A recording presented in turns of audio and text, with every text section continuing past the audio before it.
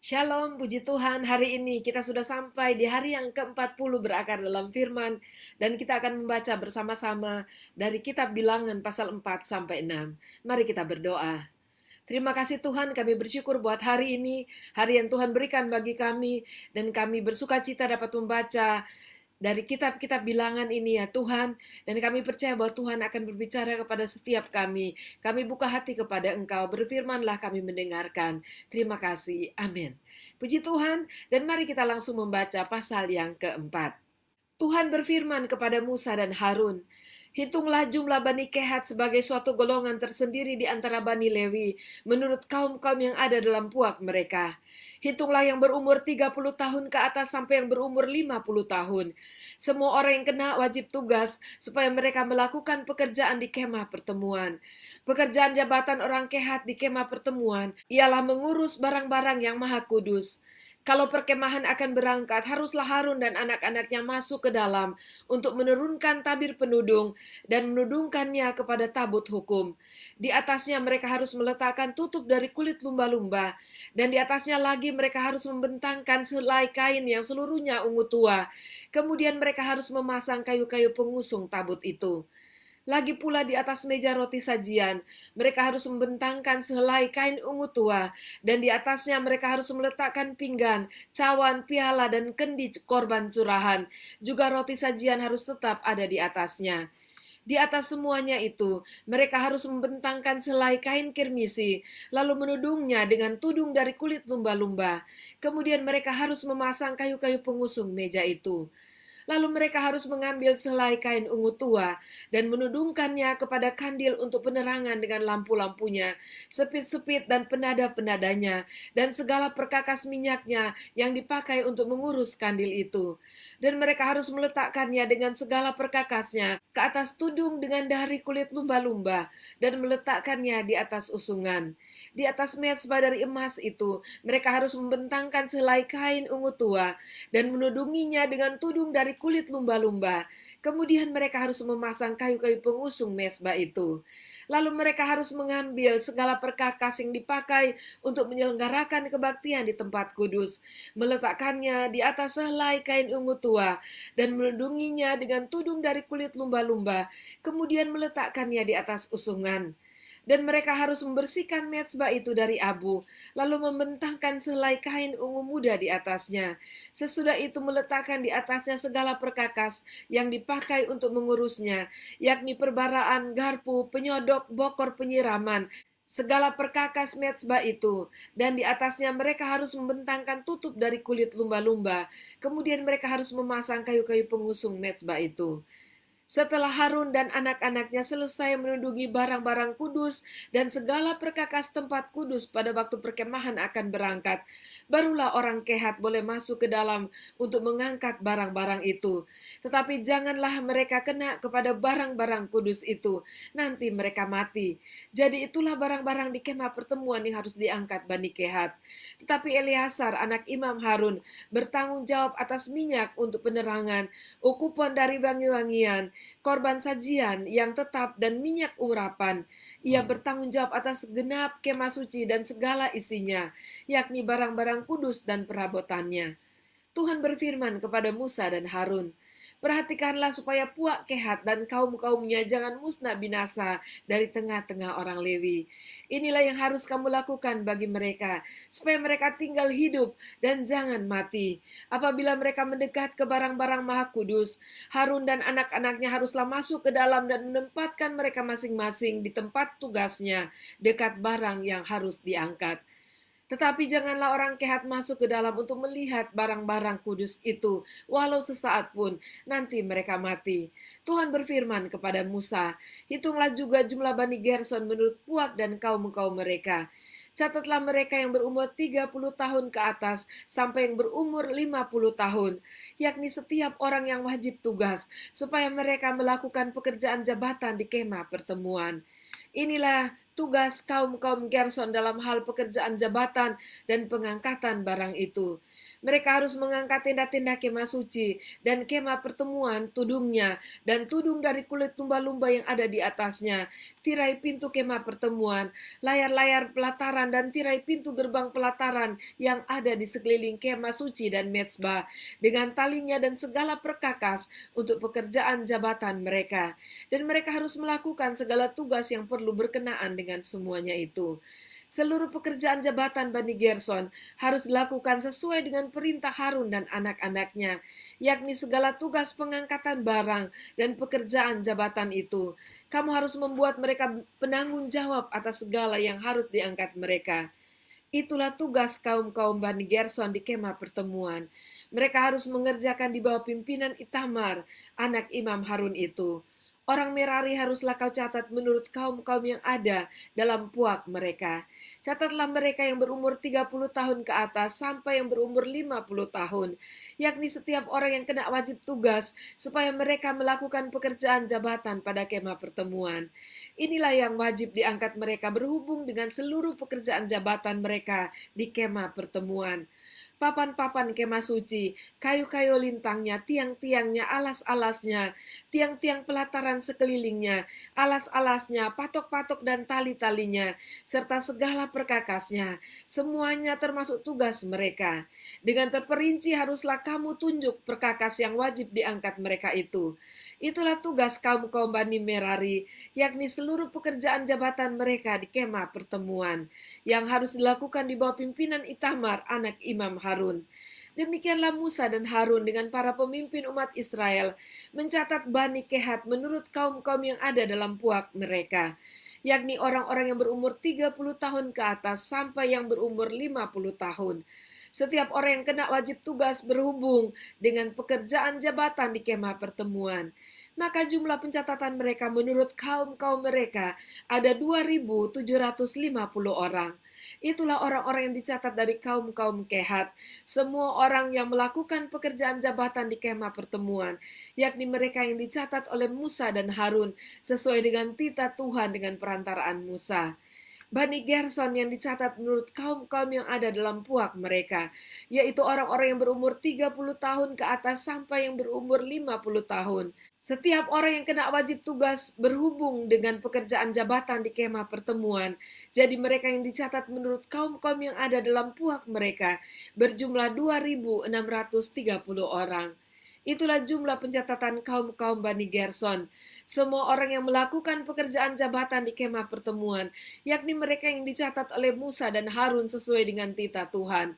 Bani Merari yang dicatat menurut kaum-kaum yang ada dalam puak mereka, yaitu orang yang berumur 30 tahun ke atas sampai yang berumur 50 tahun. Setiap orang yang kena wajib tugas berhubung dengan pekerjaan jabatan di kemah pertemuan, jadi mereka yang dicatat menurut kaum-kaum mereka berjumlah 3.200 orang.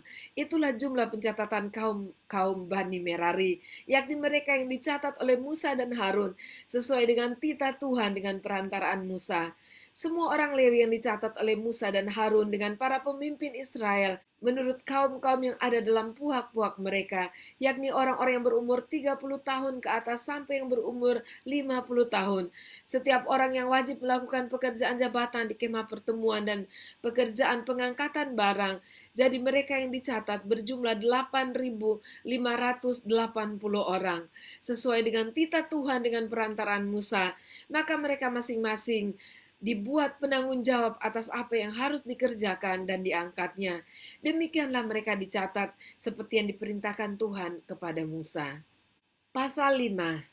Tuhan berfirman kepada Musa, perintahkanlah kepada orang Israel supaya semua orang yang sakit kusta, semua orang yang mengeluarkan lelehan, dan semua orang yang najis oleh mayat disuruh meninggalkan tempat perkemahan. Baik laki-laki maupun perempuan haruslah kau suruh pergi. Keluar tempat perkemahan haruslah mereka kau suruh pergi, supaya mereka jangan menajiskan tempat perkemahan di mana aku diam di tengah-tengah mereka.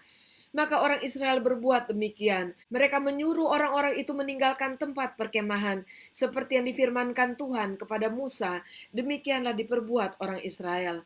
Tuhan berfirman kepada Musa, berbicaralah kepada orang Israel, apabila seseorang laki-laki atau perempuan melakukan sesuatu dosa terhadap sesamanya manusia, dan oleh karena itu berubah setia terhadap Tuhan sehingga orang itu menjadi bersalah, maka haruslah ia mengakui dosa yang telah dilakukannya itu, kemudian membayar tebusan sepenuhnya dengan menambah seperlima, lalu menyerahkannya kepada orang terhadap siapa ia bersalah.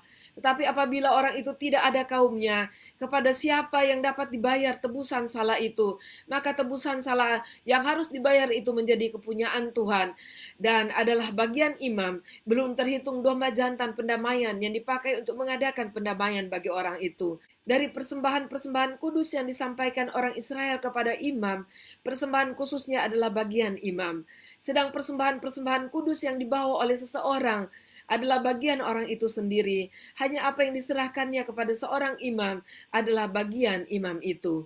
Tuhan berfirman kepada Musa, "Berbicaralah kepada orang Israel dan katakanlah kepada mereka, apabila istri seseorang berbuat serong dengan tidak setia terhadap suaminya, dan laki-laki lain tidur dan bersetubuh dengan perempuan itu, dengan tidak diketahui suaminya, maka karena tinggal rahasia bahwa perempuan itu mencemarkan dirinya, tidak ada saksi terhadap dia, dia tidak kedapatan, dan apabila kemudian roh cemburu menguasai suami itu, sehingga ia menjadi cemburu terhadap istrinya, dan perempuan itu memang telah mencemarkan dirinya, atau apabila roh cemburu menguasai suaminya itu, sehingga ia menjadi cemburu terhadap istrinya, walaupun perempuan itu tidak mencemarkan dirinya, maka haruslah orang itu membawa istrinya kepada imam, dan orang itu harus membawa persembahan karena perempuan itu sebanyak 1/10 eva tepung jelai, yang ke atasnya tidak dituangkannya minyak dan yang tidak dibubuhinya kemenyan, karena korban itu ialah korban sajian cemburu, suatu korban peringatan yang mengingatkan kepada kedurjanaan.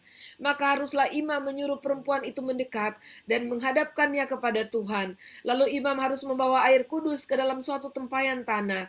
Kemudian harus memungut debu yang ada di lantai kemah suci dan membubuhnya ke dalam air itu. Apabila imam sudah menghadapkan perempuan itu kepada Tuhan, haruslah ia menguraikan rambut perempuan itu, lalu meletakkan korban peringatan, yakni korban sajian cemburuan ke atas telapak tangan perempuan itu. Sedang di tangan imam haruslah ada air pahit yang mendatangkan kutuk.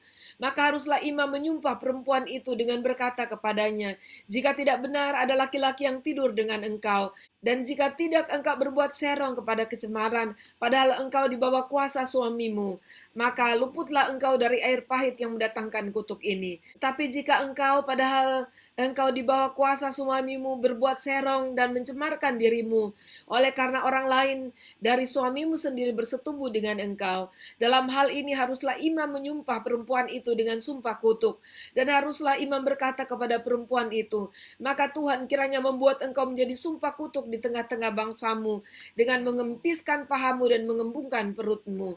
Sebab air yang mendatangkan kutuk ini akan masuk ke dalam tubuhmu untuk mengembungkan perutmu dan mengempiskan pahamu, dan haruslah perempuan itu berkata, amin, amin.